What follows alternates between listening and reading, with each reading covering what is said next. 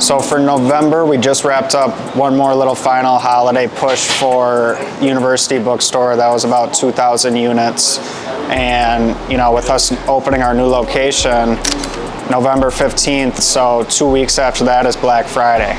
And so we really are gearing up our production for that new store, which requires about 5,000 to 10,000 units. We're probably about 2,000 out of 5 to 7,000 done. Really, these next 2 weeks are just averaging at least 400 units produced, shipped every single day, so that new location is well stocked.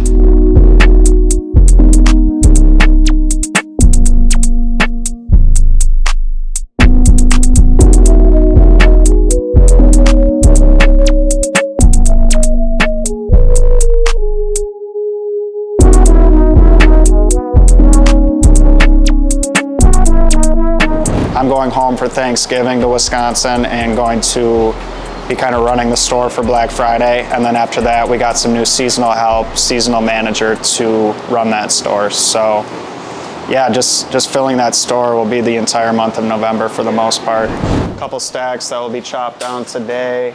Got some new stuff for our collection dropping the Friday before Black Friday, all of this stuff. And then one of the clients that we still maintain a close relationship with, Sky High Farms, they're working on a thrifted collection, and so Briar's nailing all of these designs down. As they're doing an upcycled project, they use vintage blanks. So we've got on the back of all of the Carhartt pants, we've got the classic Detroit jackets. The embroidery will go right here in the pocket. And then we've got the hooded coats as well, where the embroidery will go right here. Last night I actually finished up some LL Bean fleece for them. So all this stuff has been sourced and upcycled specifically for their brand. Back here we got our new embroidery machine going. Just got this on Tuesday, so Sadion's manning that this morning. Edwin will take over this afternoon. And then Alec, our new employee this week, say what up. What's up, guys? My name's Alec. I am new to the print shop. A fun fact about me is that I've switched classes with my twin brother before, and I'm very excited to be here.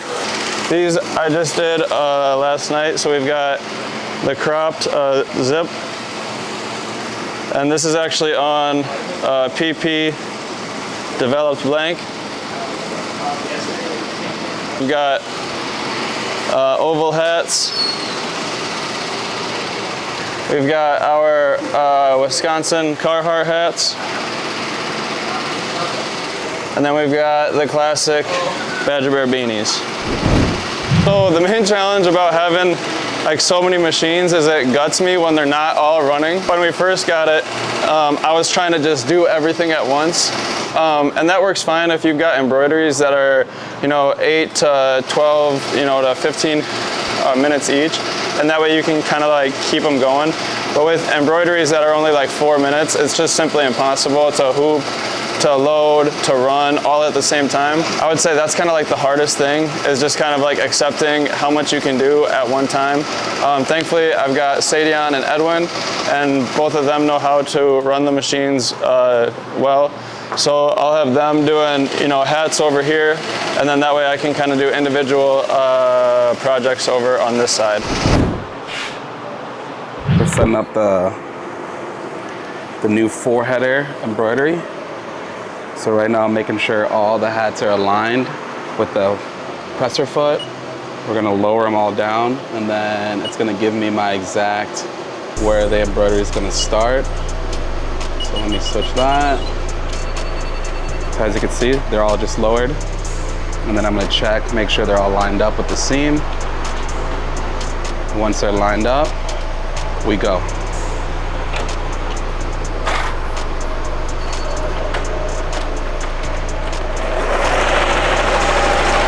Now we're rocking.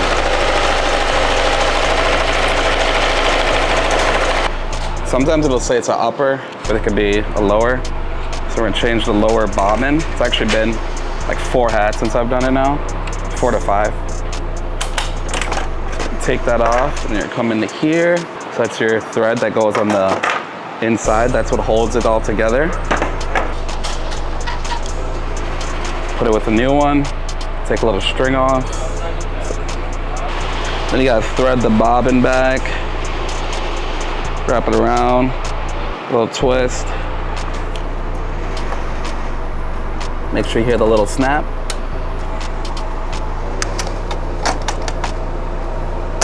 There we go. Then we're gonna back this up a little bit. And then we go again. Then while this is running,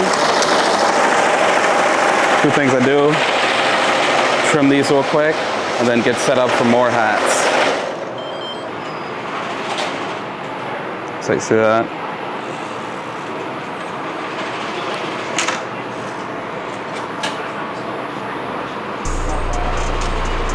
So when the thread breaks, it's a lot of little intricate little hoops and swoops that has to go through before the machine runs again.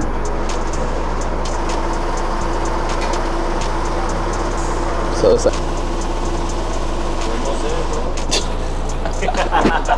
this looks like the worst.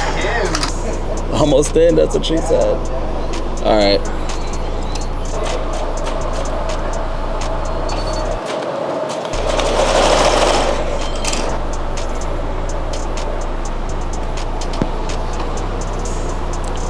They're gonna be like, this is the worst machine ever. We'll be grinding till about the week before Christmas before things start to slow down. So it's that final month push. You know, it gets to the end of the year, you start to look back a little bit. And it's been a super fruitful year that I'm super grateful for. I know our team has worked super hard, so might have to do a little something at the end of the year to celebrate.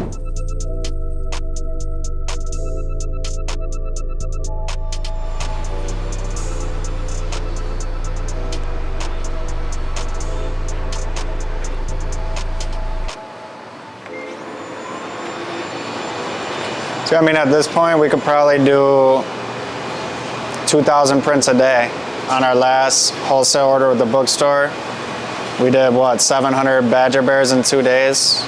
And that's pre-treat, print, tag, hang tag, box, ship. 2 days.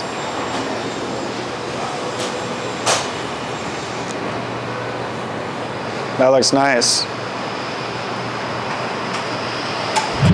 Yeah, I started Playground Printing mainly because I wanted to stay in the clothing space. I was at the same time trying to get my own clothes made and seeing how expensive it was to do like 12, 24 size runs. And, you know, after looking at and writing a business plan for starting a direct-to-garment printing company, I was like, oh wow, I could make my t-shirts for that much cheaper. I think I could sell X amount of t-shirts per month to pay my bills. And so that's really where the idea came from, was I think I can sell enough t-shirts to pay my bills, which is all I was really trying to do.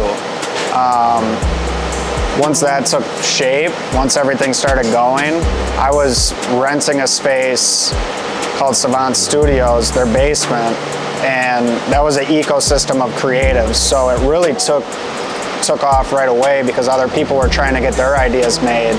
So being in a marketplace that had a lot of other creatives gave me immediate business. And from there, I was able to move Briar, who's now my business partner, out here, and he heads Embroidery. I had met Sam in high school. I've known Sam for about 12 years now. He had opened up the print shop over on Fulton Street, about 3 blocks away.